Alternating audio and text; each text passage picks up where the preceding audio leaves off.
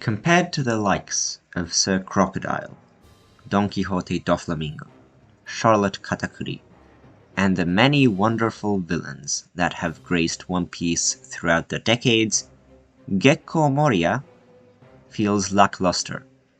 Understandably so, at least at first glance. Whether it be design, motivation, or overall badassery, Moria seems to fall short of every single metric that makes an anime villain great.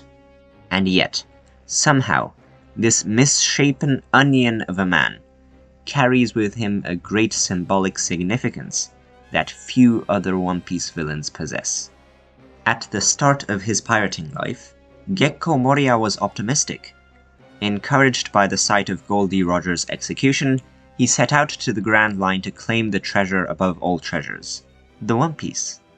He was so daring that, together with his plucky crew, he challenged the young Kaido, the man who was lauded as an emperor of the sea.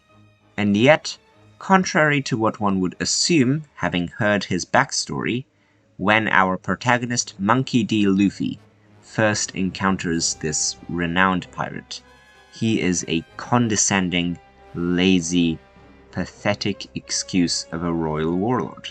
He urges his subordinates to make him Pirate King quickly, yet is so indolent himself that he initially makes his own shadow battle Luffy first, without even raising a finger himself. So, what changed? What was it that broke Moria? Was it his feeling of helplessness in the face of a foe far greater than he, or the loss of his entire crew? Was it his self-imposed solitude among the rotting cadavers of those once filled with hope, or his newfound, twisted outlook on success? I would argue it was all of them, and yet none of them simultaneously. Let me explain. See, there is a certain level of irony in the character of Gecko Moria.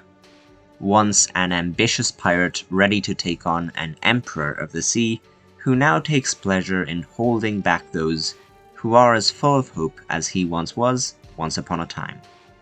A pirate whose entire crew was killed, who now toys with the desecrated remains of those long departed, while borrowing their powers against their will, which almost seems like a mockery of a true pirate crew. Moria is someone who sees only darkness, whose ability forces his victims to live in darkness for eternity, unable to be touched by the light of the sun. His entire character screams obsession, of bitterness, of a hatred of being left behind. If I can't have it, nobody can. Yes, Gecko Moria symbolizes the inability to let go, to accept the past for what it was, and embrace the future with open arms. It is no coincidence that he was introduced in the same arc as Brook, the reincarnated pirate who was forced to live side by side with the corpses of his crewmates for decades. It is no coincidence that in the very next arc of the story, Monkey D. Luffy himself is forced to confront his own helplessness against the great powers of the world. Yes, in a sense, Gecko Moria is Luffy. Gecko Moria is someone who, like Luffy, was once full of optimism, yearning to see the same heights that the King of Pirates himself once saw. Gecko Moria, very much like Luffy, goes to extreme lengths to ensure the survival and safety of his crew.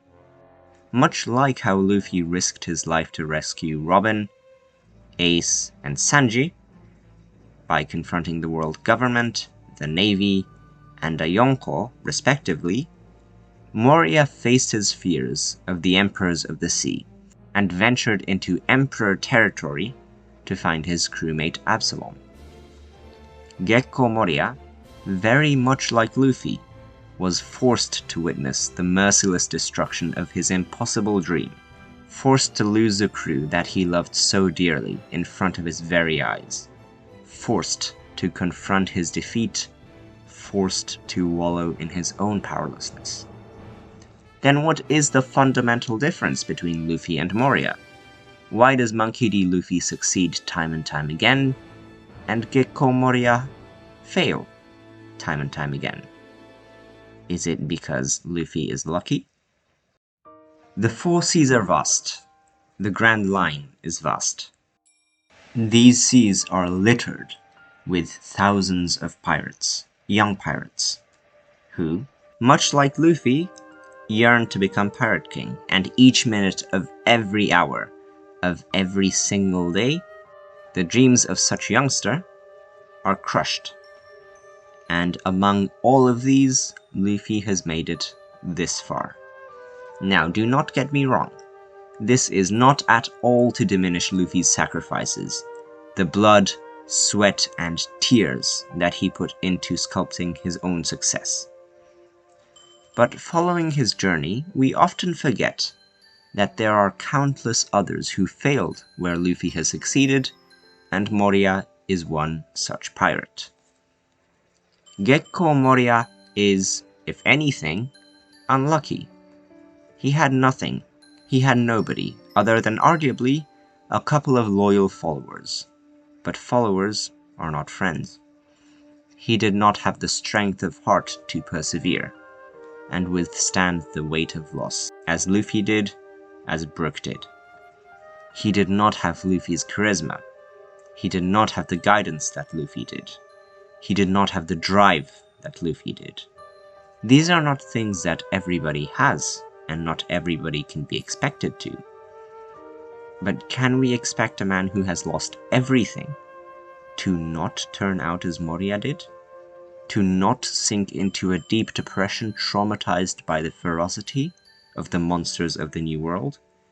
And to live a life of lethargy and negligence while holding back those destined for so much more? Not a single villain in the world of One Piece is this emblematic of broken dreams.